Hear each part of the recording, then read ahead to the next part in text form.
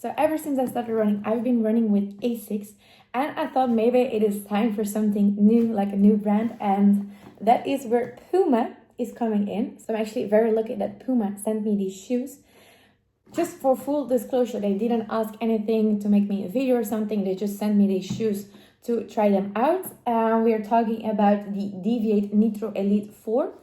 And yeah, let's see how they go. Currently, I'm preparing the marathon of Barcelona. My goal is to do 3:15, more or less. Let's see also how marathon day goes.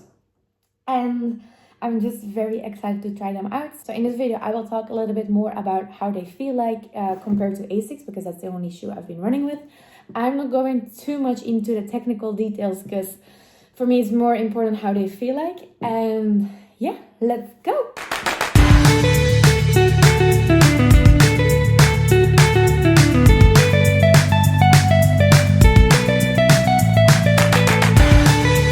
First impression of the shoe is actually very promising. So they're a very light shoe, but that's not only. Also the bouncing is actually spectacular, and I'm very curious to try them out.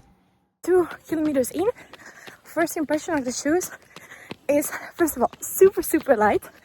And then also what I've really noticed is with other shoes, what I sometimes felt, I'm a very big forefoot runner, okay?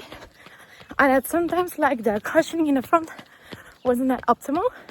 Like I could often feel the ground, etc. And these shoes, I don't really have it. So it's a lot more comfortable for my shoes and for my feet. And still, they are super fast. Like it feels like I'm not doing any effort to reach certain paces. So I'm gonna do some sprints and yeah, tell you a bit more about the reactivity of them. I just stayed 4 or 5 times 20 seconds with them. The speed, it's crazy. Like for example, 20 seconds I do more or less around like 3 minutes a kilometer, but then I'm also really need to focus, etc. And with these, like I was going under the 3 minutes, and I even had like the energy to look at my watch and to feel controlled in the sprinting, you know what I mean? So it is really crazy the reactivity they have, also the speed that they have. The only thing is that for me they are like a little bit too big, because normally I have like a UK 9, which is like a 39.5, 40, I think. And now I have a UK 10, and they're EU size, they're 41. It's a little bit big, but then for the marathon it's always better to have like a little bit bigger shoes because your feet set out. But so far so good. I will test them again this weekend for a bit of a longer run, also last time, to really see how my marathon paces feel like.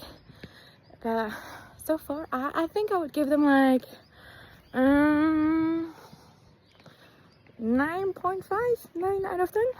Let's see how I feel this weekend. Last training with them is just done, and it still feels like a spectacular shoe. Like at some points it's, first of all, it's impossible to go slower than 5 minutes a kilometer, so that is really nice. And it's also the weight of the shoe, because I've also compared them with ASICS Magic Speed 4 that I have at home. The difference in weight is actually really big. So I think that's also one of the reasons why this shoe just really helps you with propelling forward and also conserving more energy. And overall, I'm really liking it. And yeah, training went well. I have some really good feelings on how things are progressing. So let's see how the marathon goes. But overall, I'm very happy with the shoe, and I would recommend it for everyone who wants to have like a good race shoe but doesn't want to take the risk too much of having like a very unstable but fast shoe. Because what I feel with this shoe, it's a very stable one but also a speedy one. So I think even for like a 10k, because most of the time you go for like a 10k, you go for a more aggressive shoe, even for a 10k this shoe can be really beneficial, but then also for like a half marathon or a marathon. So yeah, my recommendation is actually, instead of like a 9.5 out of 10, a 10 out of 10. And let's see how things go. As I said in the beginning of the video, I've always been running with ASICS. Now I've tried Puma. So now my question a little bit to you is like, what other brand should I be trying next? Let me know in the comments below, and see you in the next video.